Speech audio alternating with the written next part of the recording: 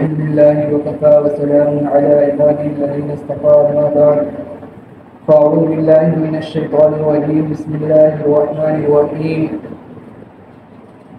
يا أيها الذين آمنوا لا تخونوا الله والرسول وتخونوا أماناتكم وأنتم تعلمون وقال النبي صلى الله عليه وسلم آية المنافق ثلاث إذا حدث كذب وإذا وعد أخلف وإذا تؤمن خان أو كما قال عليه الصلاة والسلام. میرے محترم بزرگوں اور دوستو، میں نے آپ حضرات کے سامنے قرآن مجید کی ایک آیت اور حدیث پاک کی تلاوت کی ہے. انہی کی روشنی میں آج آپ حضرات کے سامنے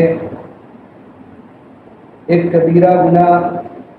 جو ہمارے معاشرے کے اندر بہت زیادہ رائج اور عام ہے، جس کو ہم اور آپ خیانت کہتے ہیں، اس کے بارے میں کچھ باتیں پیش کرنے کی کوشش کروں گا. اور عزت سے دعا کریں کہ اللہ تعالیٰ صحیح بات کہنے کی اور ہم سب کو کہنے سننے سے زیادہ عمل کرنے کی توفیق عطا فرمائے. جو آیت تلاوت کی گئی، یہ آیت اس وقت نازل ہوئی جب غزوہ خندق کے بعد صحابہ نے حضور پاک صلی اللہ علیہ وسلم کی قیادت میں بنو قریظہ کا محاصرہ کیا. مدینے کے اندر یہودیوں کے مختلف قبیلے تھے، کئی قبیلے تھے. 3 قبیلے بہت زیادہ مشہور اور طاقتور قبیلے تھے: بنو قریظہ، بنو نذیر، بنو قینقاع. یہودی جو تھے مسلمانوں کے خلاف، اسلام کے خلاف رات و دن سازشیں کیا کرتے تھے. کسی طرح اسلام کو پست کیا جائے، مسلمانوں کو کسی طرح مغلوب کیا جائے. رات و دن ان کی یہی سوچ اور سازشیں رہا کرتی تھیں. غزوہ خندق کے بعد صحابہ رضی اللہ تعالی عنہم اجمعین نے حضور پاک صلی اللہ علیہ وسلم کی قیادت میں بنو قریظہ کا محاصرہ کیا اور کئی دنوں تک یہ محاصرہ رہا. جب یہودی لوگ تنگ آ گئے تو انہوں نے خود پیشکش کی، درخواست کی حضور پاک صلی اللہ علیہ وسلم سے کہ اوس کا قبیلہ جو ہمارا حلیف ہے، ان کے چند افراد کو ہمارے پاس بھیج دیا جائے تاکہ ان سے مذاکرات ہو، بات چیت ہو اور قلعے کے دروازے کھول دیں. حضور پاک صلی اللہ علیہ وسلم نے ایک صحابی حضرت ابو لبابہ رضی اللہ تعالی عنہ کو ان کے پاس بھیجا تاکہ ان سے بات چیت ہو، مذاکرات ہو. تو جب وہ صحابی یہودیوں کے پاس گئے تو جب یہودیوں نے ان صحابی حضرت ابو لبابہ رضی اللہ تعالی عنہ کو دیکھا تو ان کو دیکھ کر یہودی تمام کے تمام رونے لگے. بچے، بوڑھے، جوان، عورتیں سب رونے لگے اور ان کو دیکھ کر کہا کہ اگر ہم پکڑے گئے تو مسلمان ہمارے ساتھ کیا کریں گے؟ تو حضرت ابو لبابہ رضی اللہ تعالی عنہ نے اپنے گردن کی طرف ہاتھ سے اشارہ کیا، گویا کہ انہیں یہ اشارہ کیا کہ تم قتل کر دیے جاؤ گے. حضرت ابو لبابہ رضی اللہ تعالی عنہ نے جب اشارہ کیا تو اس کے بعد انہیں احساس ہوا اور اس بات کا افسوس ہوا کہ میں نے جو مسلمانوں کا جو مشورے والی بات تھی، مسلمانوں کی جو ایک راز کی بات تھی، خفیہ بات تھی، وہ ظاہر کر دی. مجھ سے کیا ہوا؟ غلطی ہوئی. ان کو اس طرح کا احساس ہوا اور جب انہیں اس بات کا احساس ہوا تو انہوں نے مسجد نبوی کے اندر آ کر ایک ستون سے اپنے آپ کو باندھ لیا اور یہ عہد کر لیا کہ جب تک حضور پاک صلی اللہ علیہ وسلم خود اپنے ہاتھ سے نہیں کھولیں گے جب تک میں کیا ہوں، نہ کھاؤں گا نہ پیوں گا. چنانچہ اللہ تعالیٰ نے ان کی اس غلطی کو معاف کیا، ان کی توبہ کو قبول فرمایا. حضور پاک صلی اللہ علیہ وسلم نے خود اپنے دست مبارک سے ان کو کھولا اور اللہ تعالیٰ نے قرآن مجید کی یہ آیت نازل فرمائی یا ایھا الذین آمنوا لا تخونوا اللہ والرسول وتخونوا اماناتکم وانتم تعلمون، کہ اے ایمان والو، نہ تو اللہ تعالیٰ کے بارے میں خیانت کرو، اللہ تعالیٰ کے بارے میں خیانت کرو، اور نہ ہی اللہ کے رسول کے بارے میں خیانت کرو، اور نہ ہی مسلمانوں کے بارے میں آپس میں ایک دوسرے کے بارے میں امانت کے بارے میں خیانت کرو۔ یا ایھا الذین آمنوا لا تخونوا اللہ والرسول وتخونوا اماناتکم وانتم تعلمون، یہ آیت اللہ تعالیٰ نے نازل فرمائی۔ امانت کہا کسے جاتا ہے؟ عام طور پر ہم لوگ صرف اور صرف یہ سمجھتے ہیں کہ کسی کے پاس کوئی پیسہ رکھ دے یا کوئی چیز رکھ دے، اور وہ شخص کیا ہے اس چیز کو، اس پیسے کو واپس کر دے، تو یہ کیا، یہ امانت ہے، یہ چیز، یہ بات، یہ کیا، یہ بھی امانت کے اندر داخل ہے۔ لیکن امانت کو ہم اور آپ دیکھیں تو امانت کا جو مفہوم ہے وہ بہت زیادہ وسیع ہے، اس لیے کہ امانت ہر اس چیز کو کہا جاتا ہے جس کے ساتھ کسی کا حق جڑا ہوا ہو، جس کے ساتھ کسی کا حق متعلق ہو، اور اس چیز کو مالک تک پہنچانا اور اس چیز کی حفاظت کرنا اس شخص پر لازم ہو، اس کو کیا کہا جاتا ہے؟ امانت کہا جاتا ہے۔ تو اگر ہم امانت کو دیکھیں، امانت کے اس مفہوم کو دیکھیں، تو ہمیں اور آپ کو پتہ چلے گا کہ امانت کا یہ مفہوم کتنا زیادہ وسیع مفہوم ہے۔ اللہ تعالیٰ نے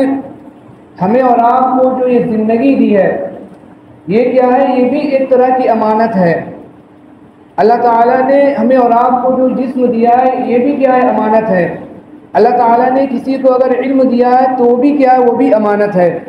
اللہ تعالیٰ نے کسی کو مال و دولت دی ہے تو وہ بھی کیا ہے؟ وہ بھی اللہ تعالیٰ کی امانت ہے۔ اللہ تعالیٰ نے کسی کو عہدہ اور منصب دیا ہے تو وہ عہدہ اور منصب بھی کیا ہے؟ وہ بھی اللہ کی ایک امانت ہے۔ اللہ تعالیٰ نے ہمیں اور آپ کو جو یہ زندگی دی ہے، یہ زندگی بھی اللہ تعالیٰ کی امانت ہے۔ زندگی کا ایک ایک لمحہ، زندگی کی ایک ایک گھڑی، یہ سب کیا ہے؟ یہ سب اللہ تعالیٰ کی امانت ہے۔ انسان اپنی مرضی سے نہ تو ایک سانس باہر لے سکتا ہے اور نہ ہی ایک سانس اندر لے سکتا ہے، نہ ہی انسان اپنی مرضی سے ایک سیکنڈ، ایک لمحہ اس دنیا کے اندر زیادہ رہ سکتا ہے۔ اللہ تعالیٰ نے یہ جو زندگی دی ہے، یہ اللہ تعالیٰ نے انسان کو امانت کے طور پر دی ہے۔ اب اس امانت کی ادائیگی کا حق یہ ہے کہ ہم اپنی اس زندگی کو صحیح طریقے پر گزاریں۔ اللہ تعالیٰ کے اگر حکم کے مطابق صحیح طریقے پر اگر ہم نے اس زندگی کو گزارا تو ہم اس زندگی کے حق کو ادا کرنے والے ہوں گے، ورنہ ہم کیا ہے؟ خیانت کرنے والے ہوں گے۔ اسی طرح اللہ تعالیٰ نے ہمیں اور آپ کو جو یہ جسم دیا، اور جسم کے جو یہ اعضاء اللہ رب العزت نے ہمیں اور آپ کو دی ہیں، یہ کیا ہے؟ یہ سب کے سب امانت ہیں۔ اللہ تعالیٰ نے ہمیں اور آپ کو یہ آنکھ دی، یہ آنکھ بھی اللہ تعالیٰ کی امانت ہے۔ اگر ہم نے اس آنکھ کو صحیح طریقے پر استعمال کیا تو ہم امانت کی ادائیگی کرنے والے ہوں گے، اور اگر ہم نے اس آنکھ کو صحیح طریقے پر استعمال نہیں کیا تو ہم کیا ہے؟ خیانت کرنے والے ہوں گے۔ اسی طرح اللہ تعالیٰ نے ہمیں کان دیے، کان کو اگر ہم صحیح طریقے پر استعمال کریں گے، کان سے اگر ہم اچھی باتیں سنیں گے، دین کی باتیں سنیں گے، اور صحیح طریقے پر اگر ہم کان کو استعمال کریں گے تو ہم کان کے حق کو ادا کرنے والے ہوں گے۔ اور اگر ہم نے غلط طریقے پر کان کو استعمال کیا، غلط باتیں کان سے سنی، گانا بجانا اگر ہم نے کان سے سنا تو ہم کیا ہے؟ خیانت کرنے والے ہوں گے۔ اسی طرح اللہ تعالیٰ نے جو ہمیں اور آپ کو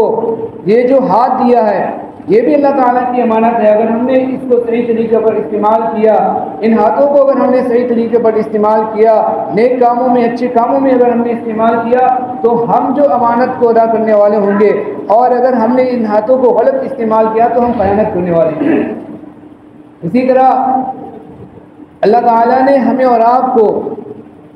یا کسی کو اللہ تعالیٰ نے عہدہ اور منصب دیا،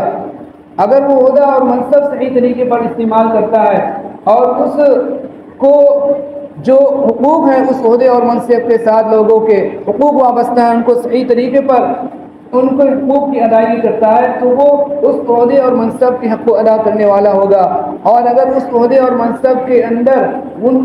جن لوگوں کا حقوق وابستہ ہے ان کو نہیں ادا کرتا تو وہ جو خیانت کرنے والا شمار ہوگا۔ اسی طرح اللہ رب العزت نے کسی کو مال و دولت دی، اللہ تعالیٰ نے کسی کو مال دیا،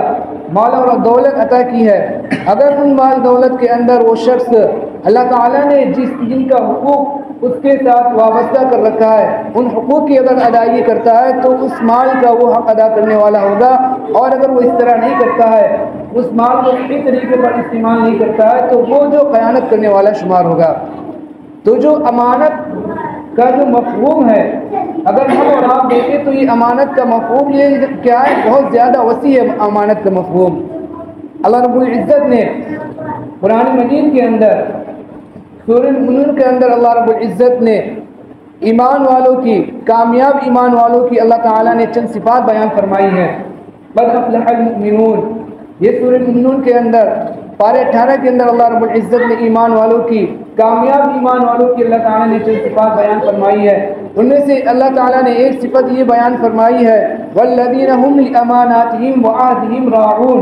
کہ کامیاب ایمان والے وہ ہیں جو اپنے امانت کی، جو اپنی امانت کی اور اپنے وعدے کا پاس لحاظ رکھتے ہیں۔ والذین هم لاماناتہم وعہدہم راعون۔ اسی طرح اللہ تعالیٰ نے ایک جگہ قرآن مجید کے اندر ارشاد فرمایا ان اللہ یأمرکم ان تؤدوا الامانات الی اہلہا، کہ اللہ تعالیٰ تم کو اس بات کا حکم کرتا ہے کہ تم امانت کو اس کے مستحق کو ادا کرو، امانت کو اس کے مستحق کو ادا کرو۔ اللہ تعالیٰ نے قرآن مجید کے اندر ارشاد فرمایا ان اللہ یأمرکم ان تؤدوا الامانات الی اہلہا، کہ امانت، اللہ تعالیٰ تم کو یہ حکم دیتا ہے کہ امانت کو اس کے مستحق کو ادا کرو۔ اسی طرح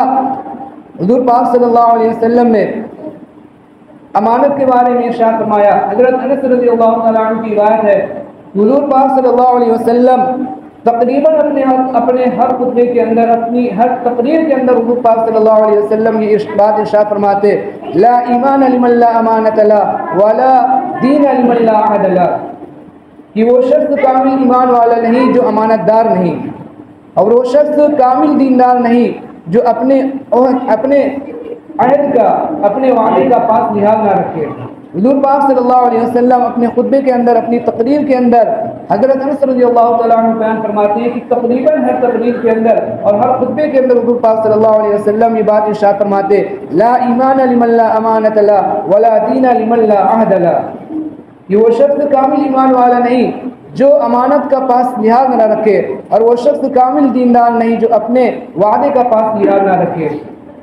حضور پاک صلی اللہ علیہ وسلم نے ایک حدیث پاک کے اندر ہے، حضور پاک صلی اللہ علیہ وسلم نے منافقین کی 3 علامتیں بیان فرمائی۔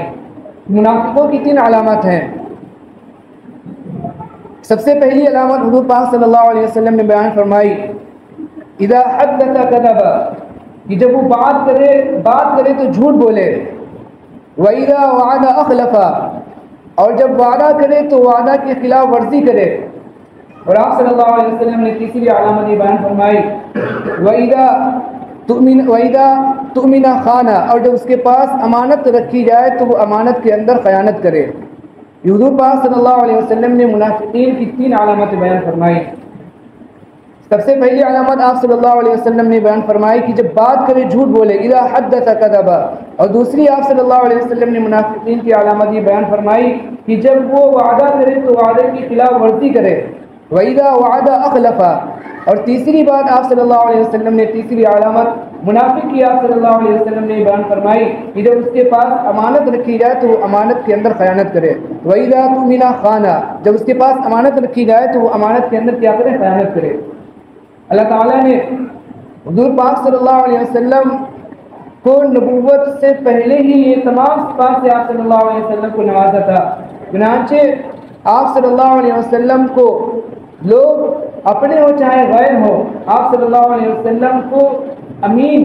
اور صادق کے القاب سے آپ صلی اللہ علیہ وسلم کو پکارتے تھے۔ اللہ تعالیٰ نے جب ہمارے نبی حضرت محمد صلی اللہ علیہ وسلم کو ہجرت کا حکم فرمایا، مکہ سے مدینہ کی ہجرت کا حکم آپ صلی اللہ علیہ وسلم کو جب اللہ تعالیٰ نے حکم دیا تو آپ صلی اللہ علیہ وسلم کے پاس اس وقت بھی بہت سارے لوگوں کی امانتیں موجود تھیں، دشمنوں کی بھی آپ صلی اللہ علیہ وسلم کے پاس امانتیں موجود تھیں۔ اور کون دشمن تھے؟ وہ دشمن جو حضور پاک صلی اللہ علیہ وسلم کے جان کے دشمن تھے، جنہوں نے حضور پاک صلی اللہ علیہ وسلم کے قتل کے منصوبے بنائے، جنہوں نے حضور پاک صلی اللہ علیہ وسلم کے طرح آپ صلی اللہ علیہ وسلم کے خلاف سازشیں کی، مسلمانوں کے خلاف سازشیں کی، مسلمانوں کو نیست نابود کرنے کی، مٹانے کی، ختم کرنے کی سازشیں کی۔ ایسے کفار اور مشرکین کی حضور پاک صلی اللہ علیہ وسلم کے پاس امانتیں موجود تھیں۔ اللہ تعالیٰ نے جب ہمارے نبی حضرت محمد صلی اللہ علیہ وسلم کو ہجرت کا حکم فرمایا تو آپ صلی اللہ علیہ وسلم نے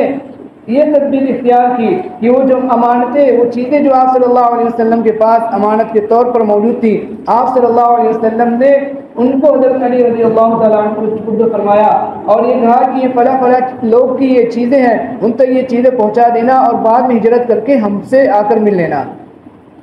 تو حضور پاک صلی اللہ علیہ وسلم اتنی زیادہ امانت کی ادائیگی کی فکر کر رہے ہیں کہ وہ لوگ جو آپ صلی اللہ علیہ وسلم کے جانی دشمن ہیں، آپ صلی اللہ علیہ وسلم کے خون کے پیاسے ہیں، آپ صلی اللہ علیہ وسلم کے جنہوں نے قتل کے منصوبے بنائے، جنہوں نے حضور پاک صلی اللہ علیہ وسلم کے صحابہ کو طرح طرح سے تکلیفیں پہنچائیں، جنہوں نے حضور پاک صلی اللہ علیہ وسلم کو تکلیفیں پہنچائیں، جنہوں نے اسلام کے خلاف سازشیں کی، حضور پاک صلی اللہ علیہ وسلم کو جب اللہ تعالیٰ نے ہجرت کا حکم فرمایا تو آپ صلی اللہ علیہ وسلم نے یہ فکر کی کہ جو چیزیں ہمارے پاس موجود ہیں وہ کسی کی بھی چیزیں موجود ہوں، جو چیزیں ہمارے پاس امانت کے طور پر موجود ہیں وہ چیزیں جو ان تک پہنچ جائیں جن کی وہ چیزیں ہیں۔ تو حضور پاک صلی اللہ علیہ وسلم نے حضرت علی رضی اللہ تعالیٰ عنہ کو وہ چیزیں آپ صلی اللہ علیہ وسلم نے دی اور آپ صلی اللہ علیہ وسلم نے ان سے فرمایا کہ فلاں فلاں لوگوں کی یہ چیزیں ہیں، ان تک وہ چیزیں پہنچا دینا اور بعد میں ہجرت کر کے ہم سے آ کر مل لینا۔ تو یہ حضور پاک صلی اللہ علیہ وسلم نے فرمایا۔